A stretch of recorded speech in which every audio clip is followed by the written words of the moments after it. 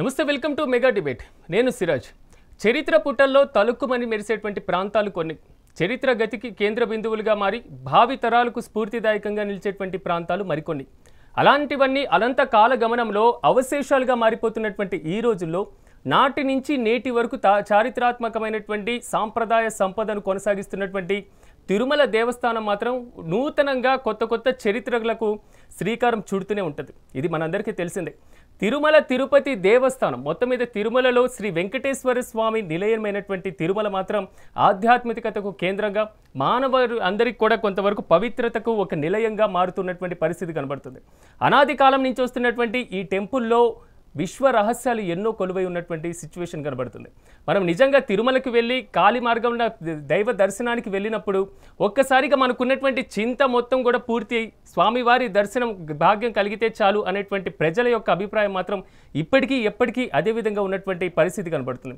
ఆ స్థల పురాణం ఏంటి, నిజంగా తిరుమలలో జరుగుతున్నటువంటి పవిత్రంగా జరిగేటువంటి తిరుమల శ్రీవారి దర్శనం వెనకాల ఉన్నటువంటి ఆంతర్యం ఏంటి, అక్కడ ఉన్నటువంటి రహస్యాలు ఏంటి, అప్పటికీ ఇప్పటికీ ఆ స్థల పురాణం ఏం చెప్తుంది. ఇటీవల కాలంలో కొంతవరకు వివాదంగా మారినటువంటి హతీరాం బాబాకు సంబంధించినటువంటి మఠానికి శిథిలా వ్యవస్థకు చేరినటువంటి నేపథ్యంలో దాన్ని కూల్చేటువంటి ప్రాసెస్కి సంబంధించినటువంటి కారణాలు ఏంటి, ఇలాంటి ప్రతి అంశాన్ని మనం డిస్కషన్ చేసేటువంటి ప్రయత్నం చేద్దాం. నాతో పాటు డిబేట్లో పార్టిసిపేట్ చేస్తున్నారు పేట శ్రీనివాసులు గారు, ప్రొఫెసర్ శ్రీ వెంకటేశ్వర విశ్వవిద్యాలయం, అదేవిధంగా హనుమంతరావు గారు ఆధ్యాత్మికవేత్త, నరసింహ గారు హదీరాంజీ మఠం పరిరక్షణ సమితి. ఎస్ శ్రీనివాసులు గారు, మీతోనే నేను ప్రారంభిస్తాను. రాజుల్ని చూసాం, రాజరికాల్ని చూసాం, దాని తర్వాత వచ్చినటువంటి మొఘలులు ఢిల్లీ సుల్తాన్ల పరిపాలన చూసాం. అప్పటికీ ఇప్పటికీ ఎప్పటికీ కూడా తన సంప్రదాయాలను ఆచార వ్యవహారాలను తూచా తప్పకుండా పాటిస్తూ మాత్రం తిరుమల ఎప్పటికీ కూడా ఆధ్యాత్మిక కేంద్రంగా విరిసిల్లుతుంది. ఏమంటారు, దీనికి సంబంధించి ఎలాంటి కారణాలు ఉన్నాయని మనం భావించవచ్చు? హలో, నమస్తే అండి. నమస్తే శ్రీనివాసులు గారు, ఎలా చూడాలంటారు? రాజులు రాచరికాలు పోయినాయి, దీని తర్వాత బ్రిటిష్ వారి సాంప్రదాయం రావడం జరిగింది. ఎప్పటికీ ఆ స్థల పురాణం, ఆ పవిత్రత, ఆ ఆచార వ్యవహారాలు కంటిన్యూ అవుతున్నటువంటి ప్రాసెస్ కనబడుతుంది. ఎలా చూడొచ్చు అంటారు? మొదటి నుంచి కూడా తిరుమల శ్రీవారి ఆలయము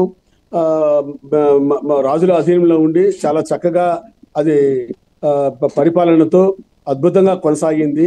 అయితే 11వ శతాబ్దంలో మన భారతదేశంలోకి ముస్లింలు అడుగుపెట్టాక మెల్లిమెల్లిగా వాళ్ళ ప్రభావం పెరిగి శ్రీవారి ఆలయం ఆర్కాడ్ నవాబు అధీనంలోకి రావడంతో అప్పుడు బ్రిటిష్ వాళ్ళు వాళ్ళ సహాయ సహకారాలు వీళ్ళకి అవసరం అవడం వల్ల ఆ యుద్ధం కోసం వాళ్ళు ఈ తిరుమల తిరుపతిని మనకు దత్తమండలం రాయలసీమ అంతా కూడా వాళ్ళు ఆంగ్లేయులకు ఇచ్చేయడం జరిగింది. అప్పుడు ఈస్ట్ ఇండియా కంపెనీ అధీనంలోకి తిరుమల తిరుపతి దేవస్థానాలు రావడం జరిగింది. ఆ రావడం వల్ల 1750లో ఈస్ట్ ఇండియా కంపెనీ తమ అధీనంలో ఈ హిందూ దేవాలయాలు ఉండడం సమంజసం కాదని ఉత్తర భారతదేశానికి చెందిన బెంగాల్కి సంబంధించిన గౌడ కులస్తుల్ని, అంటే బ్రాహ్మణులే వాళ్ళని తీసుకొచ్చి ఇక్కడ మహంతులుగా నిర్మించడం జరిగింది. మొట్టమొదట 1864 ఆ ప్రాంతంలో మనకు 1843 ప్రాంతంలో సేవాదాస్ అనే ఆయన్ని విచారణకర్తగా తిరుపతికి తీసుకురావడం జరిగింది. అప్పటి నుంచి తిరుపతిలో మహంతుల పాలన ప్రారంభమైంది. ఈ మహంతుల అధీనంలో అనేక దేవాలయాలు, తర్వాత ఎంతో విలువైన సంపదలంతా కూడా ఉండడం, తర్వాత వీళ్ళు అనేక అవకతవకలు చేయడం జరిగింది. అయినా కూడా అద్భుతంగా ఈ 1846 ప్రాంతం నుంచి మనకు ఇక్కడ తిరుపతిలో హతీరాంజీ మఠం అనే మఠాన్ని వాళ్ళు ప్రారంభించడం జరిగింది. ఆ మఠం చాలా ప్రాచీనమైంది, అంటే 1840 నుంచి ఉంది. దాదాపు 200-300 సంవత్సరాల మఠాన్ని దాన్ని ఈ మధ్య ఎందుకో రిపేర్ల పేరుతో దాన్ని కొట్టి కొత్తది కట్టడం అనేది కర్తాలు వింటున్నాం, తప్పది. దాన్ని మళ్ళా రెనోవేట్ చేసి శిథిలావస్థ నుంచి దాన్ని మళ్ళా బాగు చేసి మళ్ళా ప్రజలకంతా కూడా ఇవాళ ఏదో అది ఒక మాన్యుమెంట్, అది ఒక గొప్ప మాన్యుమెంట్. దాన్ని ఆ పురావస్తుకు శాఖకు సంబంధించినట్టుగా దాన్ని భావించి దాన్ని రిపేర్లు చేసి ప్రజల సౌకర్యార్థం తీసుకురావాలా. అక్కడ ఈ అంగుళ్ళు అన్నీ ఉండడం వల్ల కూడా అంగుళ్లకు వాళ్ళు ఈ షోకేసులు కొట్టడం, తర్వాత లోపలంతా రిపేర్లు చేయడం, చీరలు కొట్టడం, వీటి వల్ల ఆ మఠం అంతా ప్రభావాన్ని కోల్పోయి దాని శక్తి అంతా కూడా క్షీణించబడి అది శిథిలావస్థకు చేరుకుంది. దానంతా తీసి తిరిగి దాన్ని రిపేర్లు చేసి మళ్ళీ యథాస్థితికి తీసుకురావాల్సిన అవసరం ఉంది. అంతేగాని దాన్ని కొట్టేసి సిమెంట్తో పిల్లర్లు లేపేసి షాపింగ్ కాంప్లెక్స్ చేయడం అనేది అది మంచి పద్ధతి కాదని నా అభిప్రాయం. శ్రీనివాసులు గారు, హతీరాం మఠానికి శ్రీవారికి మధ్య ఉన్నటువంటి సంబంధం ఏంటి? గతంలో నుంచి వస్తున్నటువంటి ప్రశ్నలు, రీసెంట్గా కొన్ని మూవీస్ వచ్చినా కానీ సామాన్య భక్తుల్లో మెదులుతున్నటువంటి ప్రశ్నలు ఇవి. హతిరామ్జీ అనే బాబా ఒక ఆయన ఉన్నాడు కొండ మీద. ఆయన కట్లు తీసుకొచ్చి శ్రీవారి ఆలయానికి ఆయన సరఫరా చేసేవాడు, వంటశాలకి.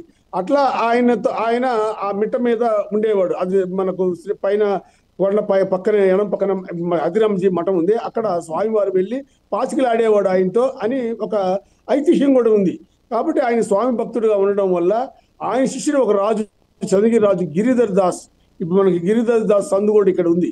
గిరిధర్ దాస్ కూడా ఆయన భక్తుడు అవడం, తర్వాత ఆ పరంపరగా వాళ్ళు అక్కడే వీళ్ళగడం వస్తే, బంజారాలు వస్తే తిరుమల శ్రీవారి ఆలయంతో పాటు ముఖ్యంగా ఈ మఠానికి వెళ్ళి విపరీతంగా డబ్బులు కాసుల వర్షం కురిపిస్తారు. ఎందుకంటే వాళ్ళకు కుల గురువు ఆయన. కాబట్టి అట్లా ఈ మఠాలు తిరుమల మీద తిరుపతిలో వెలిశాయి. ఈ మఠాల ఆధ్వర్యంలోనే ఈ పాలన అంతా కూడా రావడం చెప్పాను కదా. 1750లో ఈస్ట్ ఇండియా కంపెనీ ఈ గౌడ కులస్తుని బెంగాల్ నుంచి తీసుకురావడంతో వీళ్ళంతా కూడా అక్కడి నుంచి వచ్చిన వాళ్ళే. ఈ మహంతుల పాలన అనేది మొదలైంది. ఈ పాలన కూడా మొదట్లో బాగున్నా కూడా తర్వాత మహంతుల్లో చాలా మంది మానవ స్వభావంతో ఏ విధంగా మంచి చెడ్డలు ఉంటాయో, కొంతమంది వాళ్ళ బలహీనతల వల్ల కూడా ఈ మఠానికి చెడ్డ పేరు తెచ్చారు. కోర్టులో కేసులు జరిగాయి, డిగ్రీలు వచ్చాయి. అందరికన్నా ఉత్తమోత్తముడు ఒక ఆయన ప్రయాగ్ దాస్ అని ఒక ఆయన, ఒక అనాథ గుళ్ళో వదిలేసి వెళ్ళిపోతే వాళ్ళ ఆయన కలరావు చనిపోయాడు. అనాథగా ఉన్నప్పుడు ఆయన బాలమందిర్లో చదువుకొని ప్రయాగ్ దాస్, ఆయన ఇప్పుడు మనకు railway station road Prayag Das road అంటారు. అద్భుతంగా ఆయన అన్ని చేశాడు. ఆయన పాలించేటప్పుడు ఆ దేవస్థానం బోర్డు ఏర్పడంతో అప్పుడు ఎస్పీడబ్ల్యూ కాలేజీలో దశావతారాల గుడి కూడా ఆయన నిర్మాణం చేపట్టాడు. ఇది అపశకనంగా భావించే ఎస్పీడబ్ల్యూ కాలేజీలో ఒక 10 గుళ్ళు అన్ని శిథిలావస్థకు చేరుకున్నాయి. ఆ విగ్రహాలన్నీ కూడా కొండ మీద ఉన్నాయి. కాబట్టి ఇలాంటి మఠాలని ప్రయాగ్ దాస్ చాలా అభివృద్ధి చేశాడు. ఆయన మహానుభావుడు. అంతకుముందు కొంతమంది ఈ అవినీతికి పాల్పడినా కూడా ప్రయాగ్ దాస్ మచ్చలేని వాడు. ఆయన కాలంలోనే సాధు సుబ్రహ్మణ్య శాస్త్రి అని ఒక గుమస్తా ఉంటే ఆ గుమస్తాని ఆయన ఈ కొండ మీద రాత్రంతా ఏంది ఈ గుళ్ళ మీద ఉంది, రాళ్ల మీద, దీని ఏంది సుబ్రహ్మణ్య శాస్త్రి గారు అంటే, ఏమో నాకు తెలియదండి అంటే, అప్పుడు ఎపిగ్రఫికల్ సొసైటీ ఆఫ్ ఇండియా బాంబేలో ఉంటే వాళ్ళకి ఉత్తరం రాస్తే, మీరు వచ్చి పెట్టండి ఈ రాతలన్నీ కూడా బయట పెట్టండి అన్నప్పుడు వాళ్ళు మాకు అంత సిబ్బంది లేదు, మీలో ఎవరినో ఒకరిని పంపిస్తే మేము వాటిని వాళ్ళకి ఆ ఎపిగ్రఫీ నేర్పించి, అంటే ప్రాచీనమైన గ్రఫీ అంటే రాత, ప్రాచీనమైన రాతలు మేము దాని శిక్షణ ఇస్తాము అని చెప్పినప్పుడు ఆయన శిక్షణ తీసుకొచ్చి కొండ మీద ఉండే ప్రతి రాయి మీద ఉండే శాసనాన్ని అంతా కూడా ఈ ప్రయాగ్ దాస్ కాలంలో దాని అంతా కూడా రాయడం జరిగింది.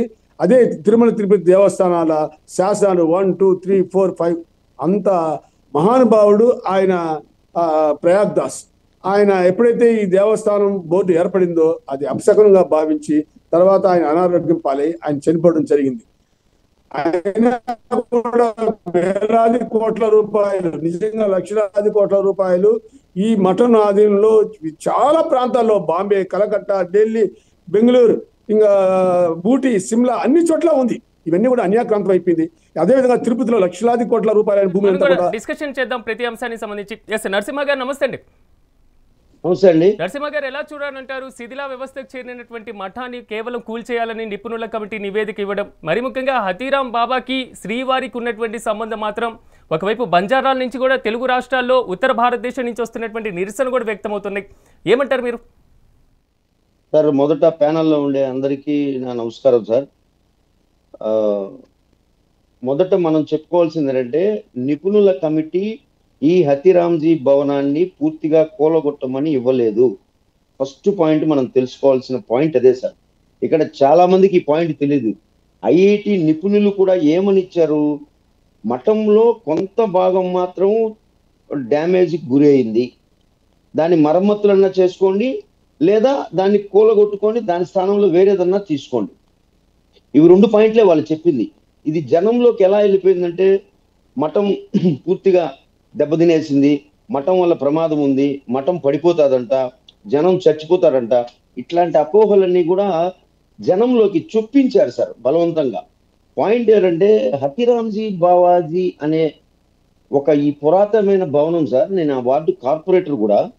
నేను మొదట అక్కడ ఉన్న షాపుల గురించి పాపం వాళ్ళకి జీవన భృతి పోతుందన్న ఉద్దేశంతో పోరాటానికి ముందుకు వచ్చినప్పుడు మెల్లిగా బావాజీ చరిత్ర తెలుసుకున్న కొద్దికి ఆ మఠంలో తిరిగి సార్ అసలు అపురూపమైన శిల్ప సంపద ఉంది సార్. ఇప్పట్లో త్రూఅవుట్ ఇండియా కాదు, వరల్డ్ లో కూడా మెషిన్ కూడా తయారు చేయలేనటువంటి అపారమైన శిల్ప సంపద ఉంది సార్.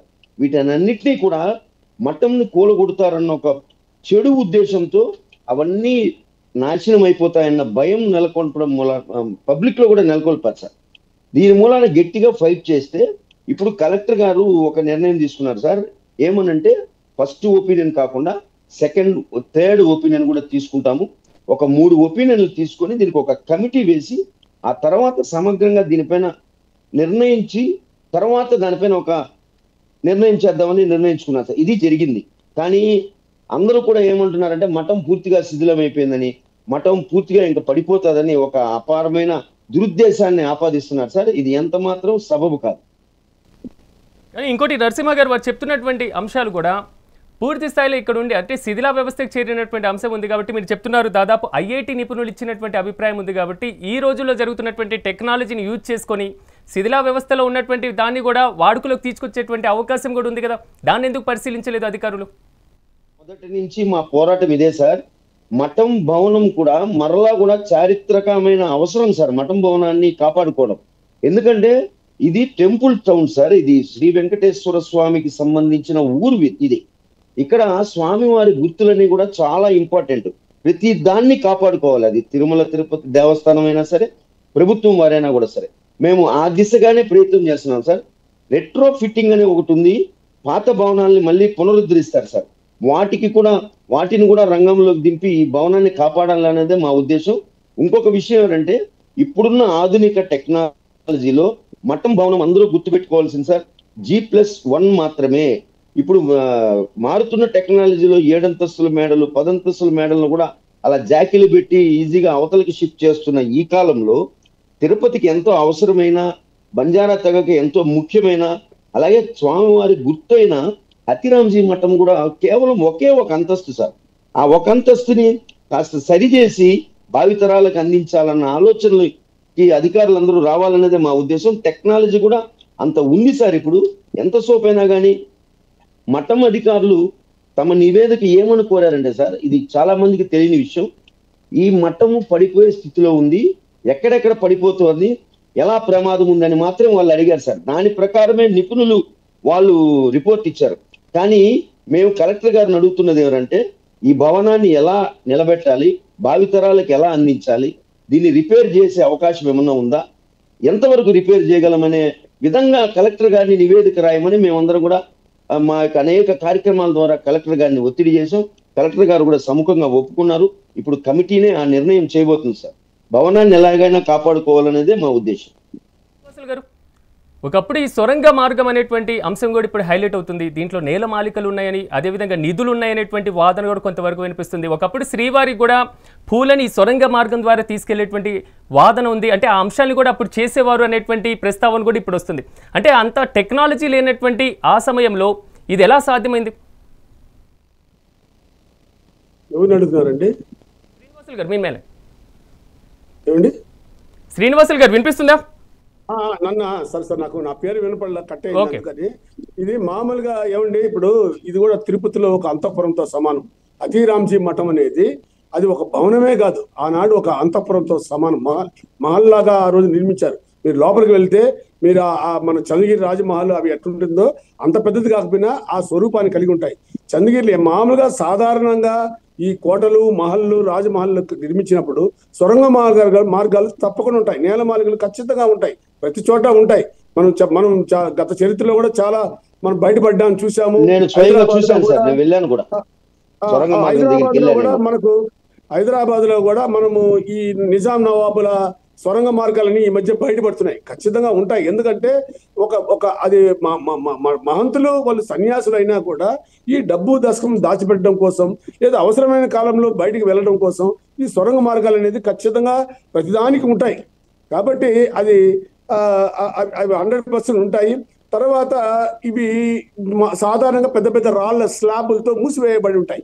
మనకి ఈవెన్ తాజ్ మహల్ కూడా కింద సొరంగ మార్గాలు ఉన్నాయి. మన కూడా ఒక సొరంగ మార్గం చూపించారు వేరే వాళ్ళు. అంటే దీన్ని బట్టి వాటిలో నిధులు ఉన్నాయో లేదో అది దేవుడు ఎరుక. కాబట్టి వీటిని ఈ ఆర్కియాలజీ సర్వే ఆఫ్ ఇండియా వాళ్ళు, మన వాళ్ళు మైసూర్లో ఉన్నారు ఇప్పుడు, సిఐఎల్ వాళ్ళు, అంటే ఆ పక్కన ఆర్కియాలజీ డిపార్ట్మెంట్ వాళ్ళు ఉన్నారు. వాళ్ళంతా వచ్చి పరిశీలన చేసి అందులో ఏమున్నాయో ఏం లేదో ఏం దాచిపెట్టారో అవన్నీ చూడాల్సిన అవసరం ఉంది. మేమైతే ఎప్పుడు లోపలికి పోలేదు, ఉన్నాయని మాత్రం మేము చిన్నప్పటి నుంచి వింటున్నాం. ఒకప్పట్లో తిరుపతికి గడియారాలు లేనప్పుడు మనకు గడియలు తెలిపేదానికి బేరీలు, ఇప్పుడు కూడా బేరీలు ఉన్నాయి, బేరీలు మోగించేవాళ్ళు. మేము చిన్నప్పుడు కూడా మిద్దుల మీద పడుకున్నప్పుడు ఆ రాత్రుల్లో బేరీలు మోగించేవాళ్ళు, ఆ సమయాలను తెలిపేవాళ్ళు. కాబట్టి ఇవన్నీ కూడా ఇవి ప్రభుత్వాలు చర్య తీసుకొని వీటిలో ఏమైనా ఉంటే వెలికి తీయాల్సిన అవసరం ఎంతైనా ఉంది. గారు, సాక్షాత్తు శ్రీ వెంకటేశ్వర స్వామియే హతీరాం బాబా దగ్గరికి వచ్చేసి చదరంగమాడి అంటే భక్తుల్ని గెలిపించి ఆయన కూడా ఆనందం పొందేవారు అనేటువంటి అంశాలు మనం చిన్నప్పటి నుంచి చూస్తూ ఉంటాం. ఈ నేపథ్యంలో అంత చారిత్రాత్మకమైనటువంటి వారసత్వంగా ఉన్నటువంటి ఆ స్థలాన్ని, మఠాన్ని ఇప్పుడు కొన్ని కారణాలతో అంటే ఇంత టెక్నాలజీని యూజ్ చేసుకొని దీని శిథిలా వ్యవస్థ నుంచి కొంతవరకు సంరక్షించేటువంటి బాధ్యత ఎందుకు తీసుకోవట్లేదు? ఎక్కడ అలసత్వం అంటారు? ఏమంటే ఖచ్చితంగా ఇది ఈ మరమ్మతులు అనేది ఇప్పుడు లేటెస్ట్ టెక్నాలజీతో అద్భుతంగా తీర్చిదిద్దారు. చంద్రగిరి లాంటిదే ఒక 30-40 ఏళ్లకు ముందు మాకు తెలిసి అంత బండలు ఎక్కువ ఎక్కడ వాడలేదు. ఆ బండలన్నీ ఊడి కింద పడిపోతే కూడా దాన్ని అద్భుతంగా పునర్నిర్మించారు, మరమ్మతు చేశారు. కాబట్టి ఇప్పుడున్న టెక్నాలజీతో అద్భుతంగా దాన్ని పునర్నిర్మించవచ్చు. ఈ అంగుళ్ళు అవన్నీ కూడా ఈ కమర్షియల్ ధోరణి కానీ పోతే అండి మన హిందూ మతం బాగుపడుతుందండి. మన హిందూ మతంలోని ఈ కమర్షియల్ వ్యాపారాత్మక ధోరణి ఎక్కువైపోయింది. కాబట్టి అవన్నీ తీసి ఆధ్యాత్మిక ధోరణితో వాటిని మరమ్మతులు చేసి దాన్ని ప్రజలకు అందుబాటులో తెస్తే బాగుంటుందని నా అభిప్రాయం.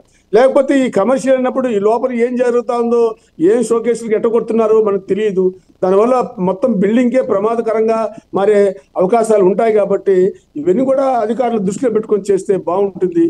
పైగా మహంతులు అనేది మామూలు కాదండి. వీళ్ళు 1901లో ఈ ప్రయాగ్ దాస్ 1901లో ఆయన మహంత్ అయినప్పుడు ఆయన ఒక ప్రెస్ నెలకొల్పినాడు. ఎక్కడ చెన్నైలో, మద్రాసులో తిరుపతి ప్రెస్ అని పెట్టాడు. దాన్ని అన్నమయ్య అన్ని కూడా ప్రింట్ చేశారు. అదేవిధంగా ఇప్పుడు మన కోనేటి కట్ట, కొత్త కోనేటి కట్ట అనేవాళ్ళు మన గోవిందరాజ స్వామి గుడిని. అంతకుముందు కృష్ణరాయని కోనేరి అని మహామంత్రి తిమ్మరసు తమ్ముడు గోవిందరాజులకు నిర్మించాడు చిన్న కోనేరు. అది తర్వాత దాన్నే పెద్దగా విశాలం గెంజోలదీడ అంతా కూడా బండ్లీది గెంజోలదీడ ల్యాండ్స్ తీసుకొని దాని కొత్త కోనేరు కట్ట. మీరు చెప్తున్నట్లుగా మహంతుల వ్యవస్థ ఇప్పుడు ముగిసిపోయింది అనుకోవచ్చు. ఎందుకంటే 1933లో టీటీడీ ఆవిర్భావం తర్వాత ఒకవైపు టీటీడీ పాలక మండలి కొనసాగుతుంది, ఈ ప్రాంతం అంతవరకే మహంతుల యొక్క ఆధిపత్యం ముగిసిపోయింది అనుకోవాలా? ఎక్కడ ముగిసిపోయిందండి? ఆస్తులన్నీ వాళ్ళ దగ్గర, వేలాది కోట్ల రూపాయల ఆస్తులు వాళ్ళ దగ్గరనే ఉన్నాయండి. ఇప్పటికే మహంతుల స్థలాలన్నీ కూడా ఉన్నాయండి. ఆ మహిళా యూనివర్సిటీ ఎనకాల కానీ, ఆ ఉప్పరపల్లి కాడి కానీ, తిరుపతి మొత్తం మహంతులే అండి. స్థలాలన్నీ ఉన్నాయి. దాని కబ్జాకు అయిపోయి దాన్ని ఏదో ఒక రకంగా ఇల్లు కట్టేసి ఆ స్థలాలన్నీ శ్రీవారికి వెంకటేశ్వర స్వామి చెందాల్సిన స్థలాలన్నీ కూడా ఎవడంటే వాడు వచ్చి ఇల్లు కట్టుకునేసి కోట్ల రూపాయల ఇళ్ళని కట్టేస్తారు ఆ స్థలాల్లో. దాన్ని ఎవరు కోల్చలేరు, ఏ ప్రభుత్వం కూడా ఏం చేయలేకపోవచ్చు. ఎందుకంటే ఆ ఇల్లు కట్టుకునే వాళ్ళు అన్ని పార్టీ వాళ్ళు ఉంటారు కాబట్టి సర్దుకుపోతుంటారు. ఇట్లా స్వామివారి సొత్తంతా కూడా, స్థలాలన్నీ కూడా వందలాది వేలాది ఎకరాలన్నీ కూడా పోయినాయండి. ఇక్కడే కాదు, ఇతర ప్రాంతాల్లో కూడా ఢిల్లీ లాంటి మహా సెంటర్ పాయింట్ లో ఉండే స్థలాలన్నీ కూడా కబ్జాలకు గురైనాయండి. దీనికి ఈ మహంతులు పనిచేసే ఉద్యోగులే కాదు, తిరుమలలో పనిచేసే, దేవస్థానంలో పనిచేసే ఉద్యోగులు పాత్ర కూడా ఉందని చాలా మంది అందుంటారు. అది దేవుడికే ఎరుక. ఎందుకంటే ఎక్కడ ఏ స్థలాలు ఉన్నాయో చెప్పడం, ఎవడో ఒకటి పోయి దాన్ని లీజ్ తీసుకోవడం, లేకపోతే ఆక్రమించుకోవడం, ఇట్లా మొత్తం స్వామివారి మహంతుల సొత్తు అంటే మహంతులు కాదు, వెంకటేశ్వర స్వామిది ఆ సొత్తులంతా కూడా. వెంకటేశ్వర స్వామి సొత్తులన్నీ కబ్జా చేశారండి. అయితే ఒకరిద్దరు మహంతులు, ప్రయాగ్ దాస్ అనే ఆయన కోనేరు కట్ట నిర్మించాడు, ఎస్వి స్కూల్ని నిర్మించినాడు. అదేవిధంగా కొండ మీద 1908లో స్వామివారి గోపురానికి బంగారు పూత పూయించినాడు. వేలూరులో స్కూల్ కట్టించాడు, ఓరియంటల్ కాలేజ్ కట్టించాడు. ఇట్లా చెప్పుకుంటే పోతే వాళ్ళు ఎన్నో సేవా కార్యక్రమాలు, మానీయులు కూడా ఉన్నారు దాంట్లో. కొంతమంది అవినీతి పరులు ఉన్నా కూడా మహంతుల కాలంలో మెట్లు కట్టినారు, చాలా చేశారు తిరుపతికి వాళ్ళు. కాకపోతే ఇట్లాంటి లోటుపాట్లు కూడా మనిషి అన్న తర్వాత మంచి చెట్లు ఉంటాయి కాబట్టి ఈ విధంగా ఎవరికో ఒకటి రాయించేయడము, ఆ ల్యాండ్ వాడు గుత్తకు తీసుకోవడం, అంటే కౌలు తీసుకోవడం, దాన్ని కబ్జా చేసేయడము, ఇవన్నీ జరగడం వల్ల మొత్తం ఇప్పటికి కూడా వేల కోట్ల రూపాయల ఆస్తులు మహంతుల దగ్గరనే ఉంది. మహంతులది అది ఏం చట్టాలు ఏమో ఇప్పటికి అర్థం కావడం లేదు. దేవస్థానం పక్కన పరిపాలన పోయినా కూడా ఈ మహంతుల దగ్గర ఆస్తిపాస్తులన్నీ కూడా ఇప్పటికీ విక్షిప్తంగా ఉన్నాయి, అన్యాక్రాంతంలో ఉన్నాయి. మీరు గతంలో చూసామంటున్నారు, లోపల ఎలాంటి సిచ్యువేషన్ ఉంది? పూర్తి స్థాయిలో ఎప్పుడో 400 ఏళ్ల క్రితం కట్టినటువంటి సొరంగ మార్గం అది. 400 ఏళ్ళు తప్పండి. ఒక్క నిమిషం చిన్న సబ్మిషన్ సార్. ఇప్పుడు హతిరాంజీ మఠాన్ని సార్ మీరు ఒక మఠంగానే దాన్ని చూడకూడదు సార్. సార్కి అంతా తెలుసు, పేటశ్రీ గారికి. దాని లోపల ఒక 140 సంవత్సరాల వయసు గల రాముడి గుడి ఉంది సార్. రాముల వారి గుడి ఉంది. అలాగే లోపల ఒక సొరంగ మార్గం ఉంది. ఆ సొరంగ మార్గం హిస్టరీ సార్ చెప్పేట్టు బాలాజీ గారు అక్కడికి నేరుగా సొరంగ మార్గం గురించి ఇక్కడికి వస్తారో లేదా ఇక్కడి నుంచి బాలాజీ గారు కొండపైకి వెళ్తారో తెలియదు సార్. ఆ సొరంగ మార్గం అయితే మూసివేయబడి ఉన్నది. తర్వాత సార్ ప్రతిరోజు సాధువులకి ప్రతిరోజు ఉచితంగా అన్నదానం చేస్తారు అక్కడ. అలాగే సాధువులకి వసతికి సౌకర్యాలు కల్పించున్నారు. దాంట్లో పూర్తిగా ఎర్రచందనంతో చేసిన దాదాపుగా సార్ ఒక 20 అడుగుల దాలమందిరాలు ఇవన్నీ కూడా టెంపుల్స్ లో ఉంటాయి చూడండి, అలాంటివన్నీ కూడా దాంట్లో ఉన్నాయి. ఇవన్నీ కూడా కాకుండా ప్రధానంగా ఈ హతిరామ్జీ బావాజీకి సంబంధించిన ఇక్కడున్న ఈ భవనాన్ని కాపాడుకోవాల్సిన అవసరం ఎందుకుంది అంటే త్రూఅవుట్ ఇండియా వైజ్, త్రూఅవుట్ భారతదేశం అంతా కూడా ఈ బంజారాలు కానీ ఈ తెగకు సంబంధించిన వాళ్ళు కానీ 16 కోట్ల మంది ఉన్నారు సార్. వీళ్ళందరికీ సంబంధించిన హెడ్ ఆఫీస్ ఇది. అంటే ఇక్కడి నుంచే కార్యక్రమాలన్నీ కూడా ఈ మొత్తం త్రూఅవుట్ ఇండియా జరుగుతారు సార్. కాబట్టి ఇలాంటి భవనాన్ని కూల్చేయాలనడము లేదా దీంట్లో ఇంకొక విషయం సార్ చెప్పారు కమర్షియల్ గా దాన్ని మీరు ఒక్కటి గమనించాలి సార్.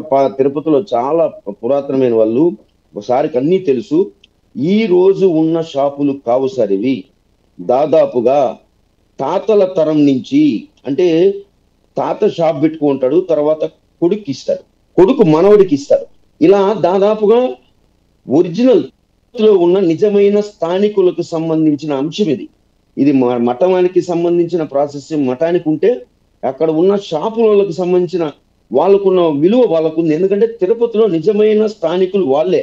ఇక మూడో విషయం సార్, మొన్న మఠాన్ని కూలదోస్తారన్న అపోహ జరిగినప్పుడు కొంతమంది ధర్నా చేశారు సార్.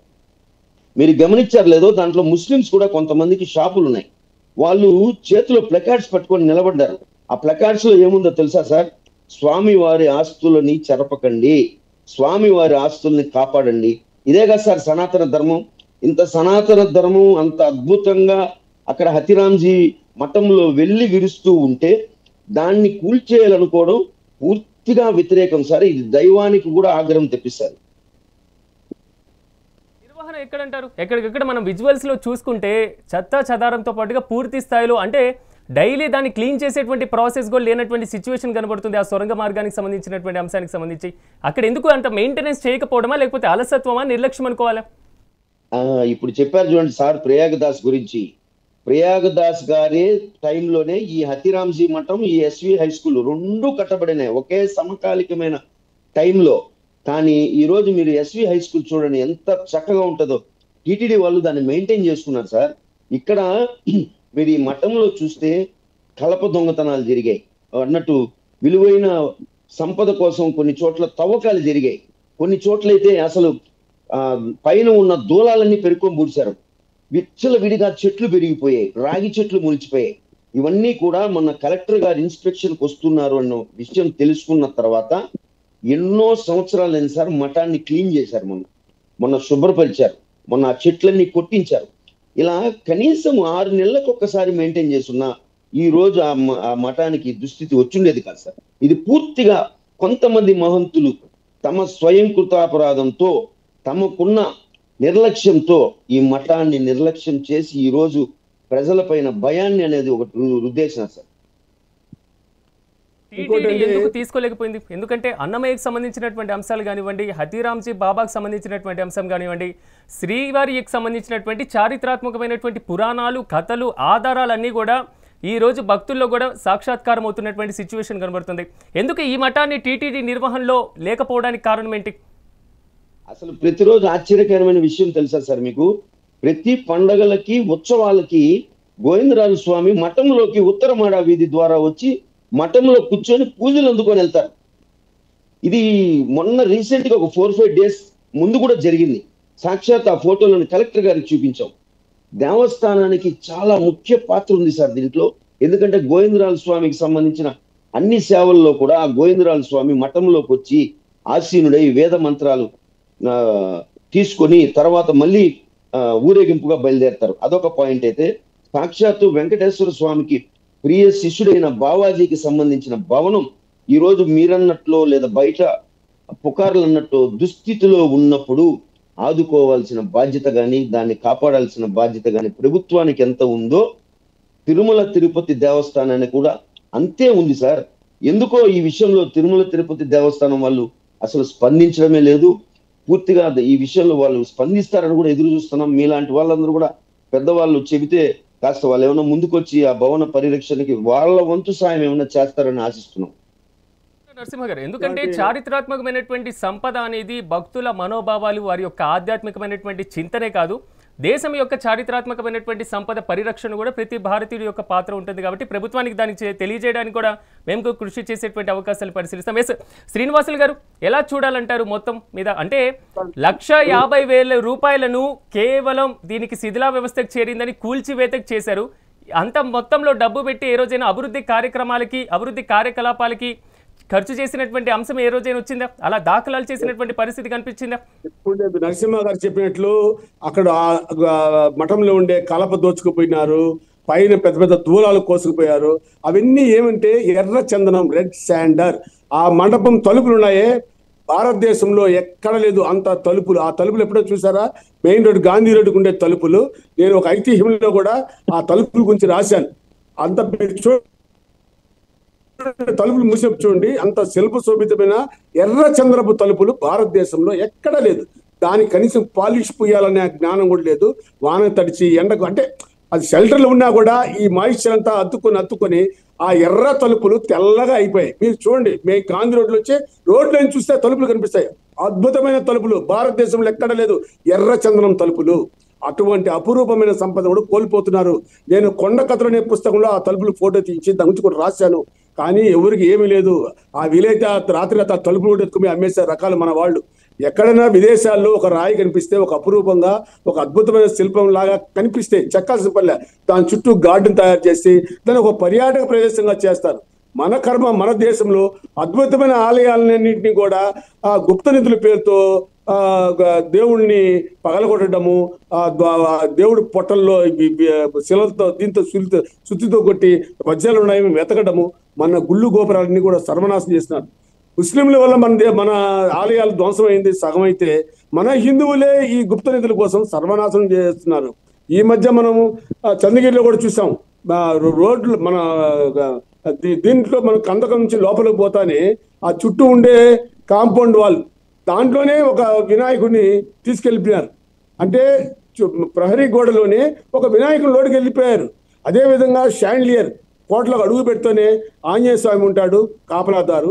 ఆ పక్కనే ఒక పెద్ద మండపం ఉంటుంది, దాని లోపల కోటకు పోతాం. అక్కడ పెద్ద షాండ్లియర్ ఉంది, అది వజ్ర శోభితమైన షాండ్లియర్ అని ఎప్పటి నుంచో అనేవాళ్ళు. ఒక లారీ తెచ్చి అక్కడ నిలబెట్టి దాన్ని షాండ్లియర్ ఇప్పి దాంట్లో పెట్టుకుని రిపేర్ చేస్తున్నట్లు తీసుకెళ్ళిపోయారు. ఎవరు ఏం చేస్తారు? మనకు పురావస్తువుల మీద, మన ప్రాచీనమైన సంస్కృతి మీద మనకు అవగాహన లేదు. దాని పట్ల నిర్లక్ష్య భావం ఉంది. మనం పట్టించుకోకపోతే పోయిందిలే అనే ఉద్దేశంది. ఇప్పుడు నరసింహ గారు చెప్పినట్లు వీరంతా కూడా తాతల కాలం నుంచి అక్కడ బాడుగులు ఉన్నారు, నేను కాదన్ను. కొండ మీద కూడా తాతల కాలం నుంచి ఉన్నారు, బాడుగులకి ఉన్నారు. తర్వాత అనేక మఠం వచ్చినాకనే కొండ మీద ఊరు ఏర్పడింది, అంతకుముందు లేరు. కనీసం 100 మంది ఉంటే కానీ తిరుమల కొండ ఎక్కేవాళ్ళు కాదు. అంతేగాని గుండు కొట్టాలంటే కూడా ఎక్కువ మంది లేకపోతే మనం ఇక్కడ శ్రీనివాస మంగాపురంలో కళ్యాణ నది మీద గుండ్లు కొట్టుకునేవాళ్ళు. కాబట్టి కళ్యాణ నది మీద కట్టలు ఉన్నాయి కాబట్టి దానికి కళ్యాణ కట్ట అనే పేరు వచ్చింది. కొండ మీద కూడా కళ్యాణ కట్ట అని పేరు పెట్టినారు, అంటే కళ్యాణ నది లేకపోయినా కూడా. అలా నిర్మానుష్యంగా ఉండే వెయ్యిగాల మండపంలో సాలవ నరసింహరాయలు ముత్తాత కట్టించిన మండపం, వెయ్యిగాల మండపం. ఆ రోజుల్లో యాత్రలకు వర్షాలు తుఫాన్లు వచ్చినప్పుడు తలదాచుకోవడం కోసం స్టాటన్ అనే అప్పటి కలెక్టర్, బ్రిటిష్ కాలంలో కలెక్టర్ రాశాడు. ఒక పక్క యాత్రికులు ఉంటారు, ఒక పక్క ఎలుగుబట్లన్నీ కూడా పిల్లలు పెట్టుకుని ఉంటాయి. చాలా భయానక ప్రదేశం. ఎట్లుంటారో యాత్రికులన్నీ, వాళ్ళు దేవుడే కాపాడతాడని అన్నాడు ఆయన. కాబట్టి అక్కడ కొండ మీద ఏ విధంగా అయితే దించేసినారో మాస్టర్ ప్లాన్ లో, ఇప్పుడు ఈరోజు ఎట్లుంది కొండ, ఎన్నో లక్షల మందిని వీక్షించేటట్లు స్వామివారి ఊరేగింపుల్ని మనం చూడొచ్చు. అదే విధంగా దీన్ని కూడా ఎప్పటి నుంచో ఉన్నా కూడా వాళ్ళకి ఏదో ఇంకో చోట కల్పించి, అంటే వాళ్ళు ఉన్న పరంగా వాళ్ళ నోరు కొట్టమని ఎవరు చెప్పరు, వాళ్ళు దాన్ని ఆధారపడే బతుకుతుంటారు. వాళ్ళకి ఇంకో చోట ఎక్కడన్నా షాపింగ్లు అవి ఇవి ఇచ్చి దీన్ని పునర్నిర్మించి, అంటే మరమ్మతులు చేసి ప్రజలకు ఆనాటి ప్రాచీనతని గుర్తు చేయాల్సిన అవసరం ఉందని నేను భావిస్తున్నాను మిత్రమా. ఇక్కడ చిన్న yes, చిన్న yes. పాయింట్ సార్, చిన్న పాయింట్ సార్. ఇప్పుడు తమరికి తెలియదేమో 1.5 లక్ష రూపాయలు అనేది కేవలం మఠాన్ని కొట్టడానికి మాత్రమే టెండర్. అది మీకు ఒక అద్భుత విషయం చెప్పిన 98 లక్షల రూపాయలు కలపకి టెండర్ పడారు. అంటే మాకు సహజంగా స్క్రాప్ ఎలా ఉంటుందంటే 10 రెట్లు ఆదాయం ఉంటే గానీ 1 రెట్టుకు పాడతారు. అంటే ఇప్పుడు మేము మొదటి నుంచి పోరాటం ఎందుకు చేస్తున్నామంటే దీనిలో దాదాపుగా 20 కోట్ల వరకు కలప ఉంది, ఎర్రచందనానికి సంబంధించినట్టు ఉన్నాయి. ఇవన్నీ యాంటిక్ పీసులుగా బయట దేశాలలో అమ్మేస్తున్నారు, అమ్మేయాలనే దీన్ని ప్లాన్ చేశారని చెప్పాం. మా వాదనకి బలమైనట్టు 98 లక్షలు కేవలం కలప పాడారు సార్. 98 lakhs అంటే వాళ్ళ భాషలోనే వాళ్ళు ఒప్పుకున్న విధంగానే 10 రెట్లు ఎక్కువ ఉంటే కూడా కనీసం 10 కోట్ల రూపాయల కలపని పాడుకున్నారు. గౌరవ కలెక్టర్ గారు మేము చెప్పిన వాదనకి పాపం అంతా నీట్ గా అన్ని విని ఆ టెండర్ ని క్యాన్సిల్ చేశాడు సార్. లేకపోయింటే 98 ఈ రోజు కూడా కొంతమంది ఆ కాంట్రాక్టర్లు మనకి ఇంత ఆదాయం పోయిందని చెప్పి కొంతమందిని ఆ మఠం పైకి ఉసుగొలుపుతున్నారు సార్. దీన్ని కొట్టేయాలి, కొట్టండి, కొట్టిపించండి అని. మేము ఒకటే క్వశ్చన్ అడుగుతున్నాం సార్, మీరు మఠాన్ని శిథిలమైన భాగాన్నే మాత్రం రిపేర్ చేయాలనుకున్నప్పుడు 98 లక్షలకి కలప ఎలా పాడుతారు? First point. మీరు 1.5 మీకు శిథిలమైన పార్టీని రిపేర్ చేయాలనుకున్నప్పుడు దానికి సంబంధించిన కొంతే కదా ఉంటుంది. మహా అయితే ఒక 5 లక్షల కలప, ఒక 6 లక్షల కలప ఉంటుంది. కానీ మొత్తం మఠానికే ఎసురు పెట్టారు సార్ వాళ్ళు. ఈ మఠం అధికారులు మొత్తానికి మఠాన్ని కొట్టేయాలనే ప్లాన్ చేశారు. ఇప్పుడు గట్టిగా తిరుపతిలో దీనిపైన వ్యతిరేకత వచ్చే లోపల ఈ టెండర్ ని క్యాన్సిల్ చేసి ఈ యొక్క కమిటీని వేయడం జరిగింది సార్. ఇది మీరు అన్న చెప్పినట్టు ఎర్రచందనం తలుపులు అనేది ఎంత వాల్యూ ఉంటే ఒక కాంట్రాక్టర్ కేవలం అక్కడ పాత చెక్కల కోసం 98 లక్షల రూపాయలు వెచ్చిస్తాడు సార్. చాలా సింపుల్ లాజిక్. దీన్ని ఆలోచించాల్సిందిగా మీరు అందరికీ కూడా తెలియపరచాలి సార్ ఈ నిజాలనని.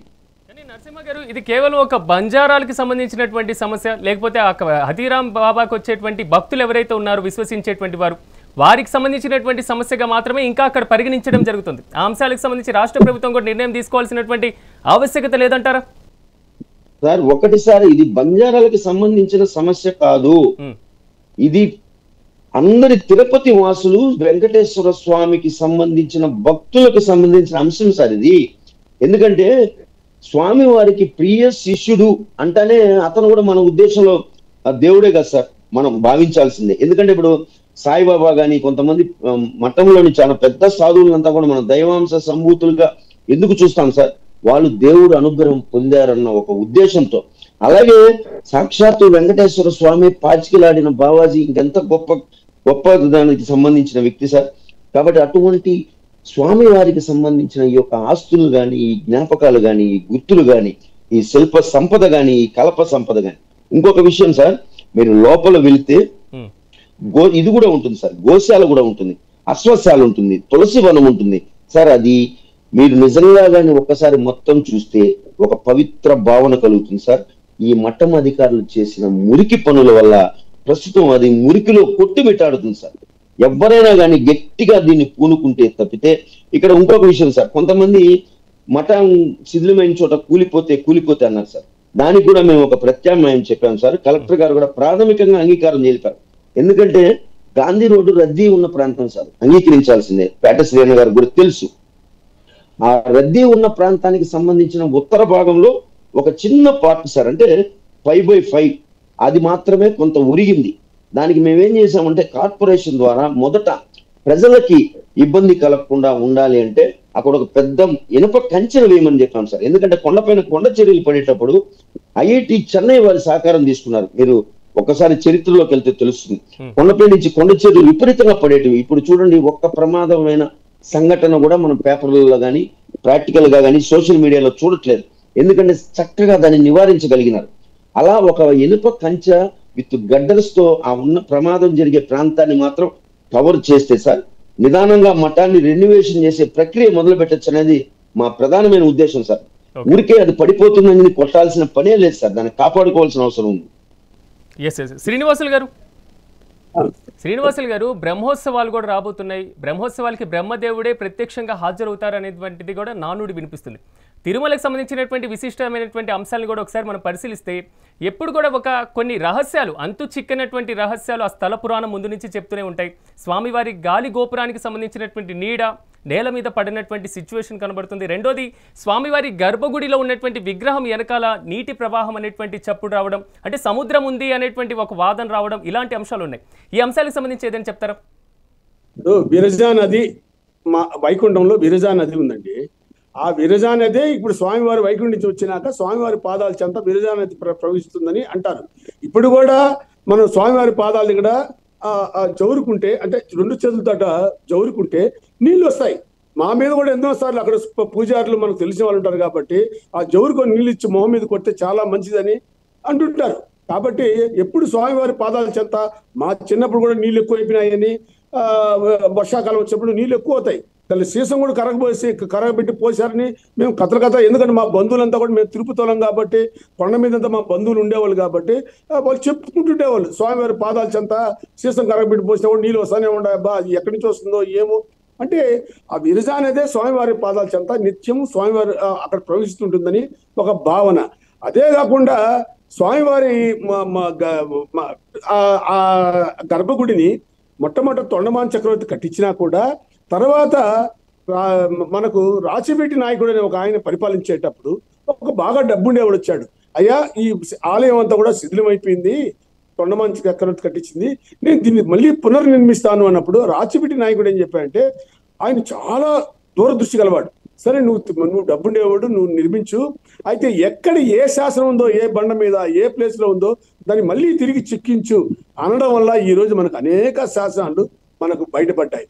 అంటే ఆ శాసనాలు మళ్ళీ చెక్కిచ్చాడు. అదేవిధంగా గర్భగుడి ముందర స్వామివారు జయ విజయులు ఉన్నారు కదా, దాన్ని తిరుమామణి మండపం అంటారు. దీన్ని మల్లయ్య మంత్రి, అంటే విజయనగరాజుల కాలంలో మల్లయ్య మంత్రి, అందుకే మల్లవరము, మల్లయ్య గుంట ఇట్లన్నీ కూడా వచ్చింది ఆయన పేరు మీదనే. ఆ మల్లయ్య మంత్రి మహాభక్తుడు స్వామివారికి, ఆయన నిర్మించాడు. ఆ మలయ మంత్రి 14వ శతాబ్దంలో 1300 చిల్లర దాన్ని తిరుమామణి అంటే తిరు అంటే గౌరవ సూచక, మణి అంటే గంటలు, అంటే గరుడాలు అది. తర్వాత ఆ విధంగా అనేక రాజులంతా కూడా అనేక రకాల తిరుమల రాయ మండపం ఉంది. తిరుమల రాయ మండపాన్ని మన అలియరామరాయలు, కృష్ణదేవరాయలు, అలియ అంటే అల్లుడు, కృష్ణదేవరాయలు అల్లుడు తమ్ముడు ఆ కలికోట యుద్ధం అయినాక తిరుమల రాయలు మన పెనుగొండ రాజధానిగా చేసుకుని పెనుగొండ అంటే హంపిని వదిలేసి ఆయన వచ్చాడు. ఆయన ఆ మండపాన్ని నిర్మించాడు బలిపీఠం పక్కన. కాబట్టి తిరుమల రాయ మండపం వచ్చింది. రంగనాయక మండపం అనేది శ్రీలంక నుంచి స్వామివారిని తీసుకొచ్చినప్పుడు ఆయన కోసం నిర్మించిన మండపం.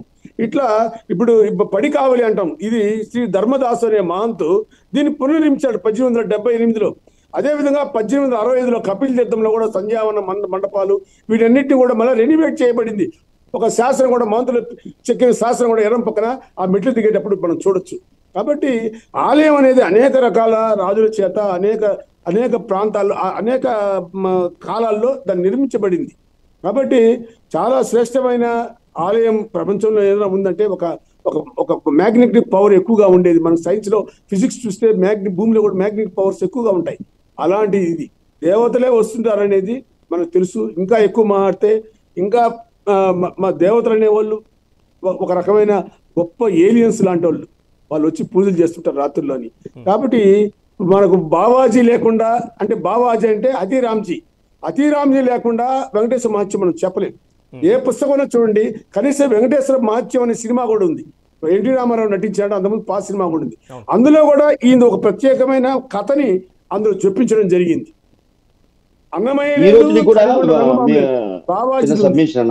బావాజీ అంత ప్రముఖమైన వాడు. వీళ్ళకంతా కూడా ఈ సుగాలికి, బంజారాలకు, ఇంకా కొంతమంది ట్రైబ్స్ కంతా కూడా ఆయన ప్రత్యక్ష దేవుడు ఆయనే. డబ్బులంతా ఆయనకే సమర్పిస్తారు, ఆయన మఠంలోనే ఇస్తారు.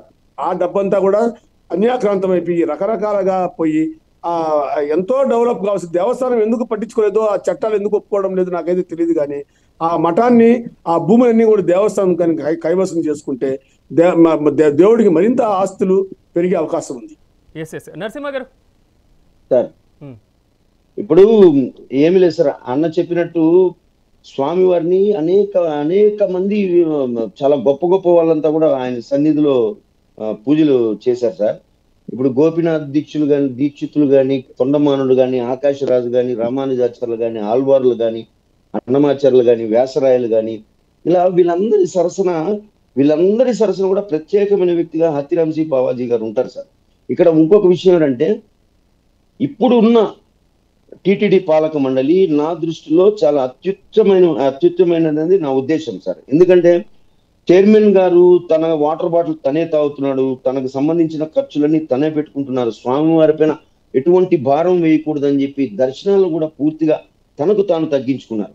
అలాగే ఇప్పుడు తిరుపతి స్థానికుడైన భానుప్రకాష్ రెడ్డి గారు తిరుమల తిరుపతి దేవస్థానం బోర్డు మెంబర్ గా ఉన్నారు. ఈ భానుప్రకాష్ రెడ్డి గారికి తెలియంది కాదు, భానుప్రకాష్ రెడ్డి తిరగంది కాదు. ఈ హతిరామ్జీ మఠానికి సంబంధించిన పరిసరాలన్నీ కూడా వాళ్ళు తిరిగారు. నేను చెప్పడము, ఇలాంటి టైం సరైన టైము, ఇది సరైన సమయము.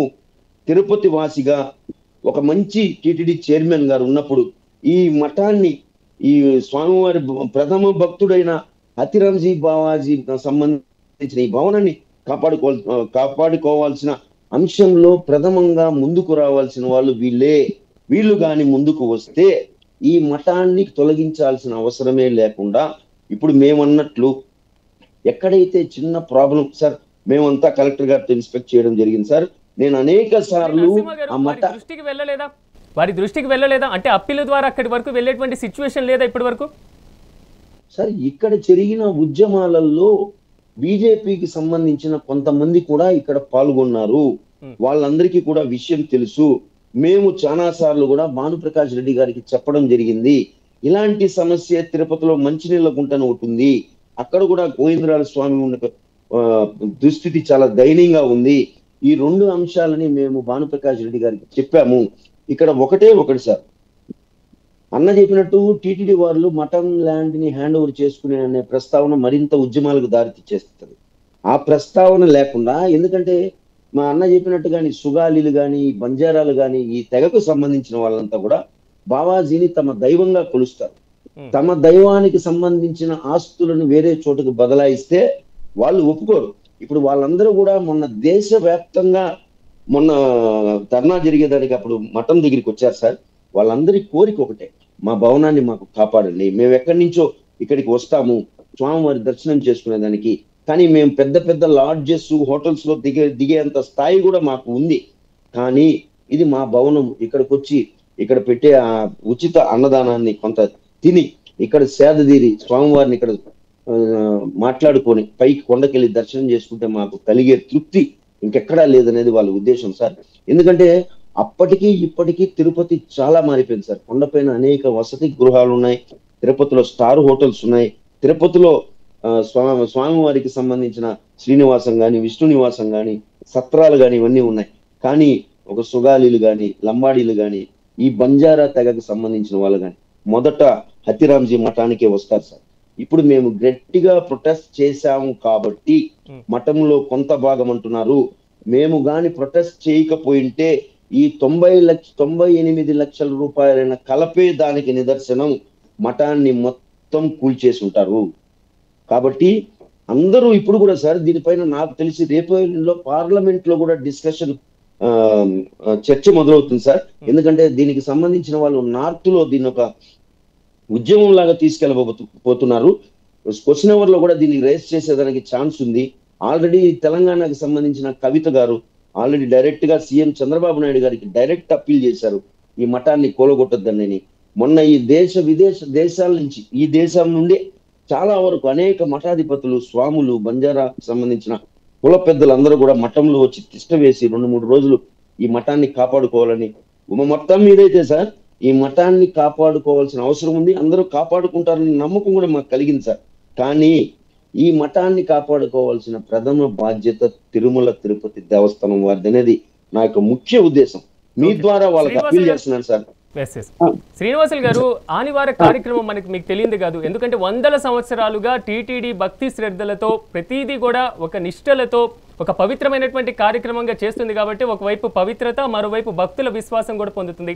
మరి అంతే భక్తి శ్రద్ధలతో చేసేటువంటి దాంట్లో ఈ దానికి సంబంధించినటువంటి అంశం అంటే హదీరామ్ బాబాకు సంబంధించినటువంటి అంశంలో ప్రస్తుతం ఎవరు జోక్యం తీసుకోవాలంటారు? రాష్ట్ర ప్రభుత్వం జోక్యం సత్వరంగా అవసరమా లేదా టీటీడీకి సంబంధించినటువంటి జోక్యం అవసరమా? సార్, ఇప్పుడు రాష్ట్ర ప్రభుత్వం జోక్యం చేసుకోవాలి, టీటీడీ అందులో భాగమే. కానీ టీటీడీ అనేది క్వాసీ గవర్నమెంట్. అంటే గవర్నమెంట్ లో ఒక భాగమే కాబట్టి డైరెక్షన్ తీసుకోవాల్సింది ప్రభుత్వమే, రాష్ట్ర ప్రభుత్వమే దీన్ని తీసుకోవాలి. కాబట్టి ఈ మఠం గురించి వీటి గురించి కొంచెం అధికారులు చొరవ తీసుకొని నా పాలకులకు కానీ చెప్తే వాళ్ళు తప్పకుండా దీన్ని ప్రజల దీన్ని గౌరవిస్తారు. ప్రజలు ఏ విధంగా అనుకుంటున్నారు అనేది వాళ్ళ వాళ్ళ వాళ్ళ ఇవన్నీ కూడా డెఫినెట్ గా వాళ్ళు కన్సిడర్ చేస్తారని నా నమ్మకం.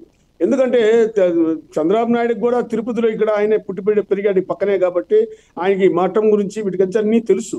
కానీ వాళ్ళ దృష్టికి ఇప్పుడు వెళ్తే తప్పకుండా న్యాయం జరుగుతుంది. ఎవరైనా కూడా దీని గురించి తెలుసుకున్నప్పుడు దాన్ని పడగొట్టడం అనేది ఇష్టపడ్డారు ఎవరు కూడా. ఇప్పుడు వచ్చిన లేటెస్ట్ టెక్నాలజీలతో అద్భుతంగా దీన్ని గాంధీ రోడ్ సైడ్ ఏదో పడిపోతా ఉంటే గరండాలు తెచ్చి పెట్టడం అవసరం లేదు, అద్భుతంగా చేసేవచ్చు, దాన్ని పునర్నిర్మించవచ్చు. అయితే మళ్ళీ బాడుగులకి ఇవ్వడం అవన్నీ కూడా నా వ్యక్తిగత అభిప్రాయం, అది సమంజసం కాదు. వాళ్ళకంతా కూడా వేరే చోట్ల మఠం జాగాలు చాలా ఉండాలి, లేదా ఇంకేదన్నా టీడీడీ ఎట్లా కొండ మీద దించేసి శ్రీదేవి కాంప్లెక్స్ భూదేవి కాంప్లెక్స్ ఇచ్చి వాళ్ళంతా కూడా వాళ్ళకి ఆశ్రయం కల్పించింది, నిరాశలు కాకుండా చేసింది, ఉపాధి కల్పించింది. అదే విధంగా వాళ్ళకి నష్టం కాకుండా చేయొచ్చు, తప్పేం కాదు. మీరు చెప్పినట్టు ప్రభుత్వం కూడా దీని మీద కీలకమైనటువంటి నిర్ణయం తీసుకునేటువంటి అవకాశాలు పరిశీలిస్తుంది. అది ముఖ్యంగా హతీరాం బాబాకు సంబంధించినటువంటి భక్తుల దగ్గర నుంచి వస్తున్నటువంటి నిరసన మీద ప్రభుత్వం యొక్క జోక్యం అవసరం కూడా ఉంది కాబట్టి మనం కూడా ఒకసారి పరిశీలిద్దాం. ఈరోజు నాతో పాటు మెగా డిబేట్లో పార్టిసిపేట్ చేసినటువంటి శ్రీనివాసులు గారికి, నరసింహ గారికి ప్రత్యేకంగా కృతజ్ఞతలు తెలియజేస్తూ, నిజంగా మాత్రం తిరుమల పవిత్రత మాత్రం చాలా వరకు కూడా కీలకంగా ఉంటుంది. వైకాసన అనేటువంటి ఆగమ శాస్త్రం ప్రకారం కట్టినటువంటి దేవాలయంలో కేవలం మనం దేవాలయాన్ని ఒక భౌతికంగా మాత్రమే చూస్తూ ఉంటాం. కానీ దేవాలయంలోకి సంబంధించినటువంటి ప్రతి అంశం కూడా నిష్టలతో భక్తితో చూస్తే మాత్రం చాలా విశిష్టతలు కనిపిస్తూ ఉంటాయి. ప్రస్తుతం హతీరాం బాబాకు సంబంధించినటువంటి మఠానికి సంబంధించిన వివాదం చెలరేగుతున్నటువంటి నేపథ్యంలో ప్రభుత్వం కూడా కీలక నిర్ణయం తీసుకోవాలని మనం కూడా ఆశిద్దాం. ఇది వాళ్ళ మెగా డిబేట్. రేపు డిబేట్లో మళ్ళీ కలుద్దాం. చూస్తూనే ఉండండి మెగా 9 టీవీ.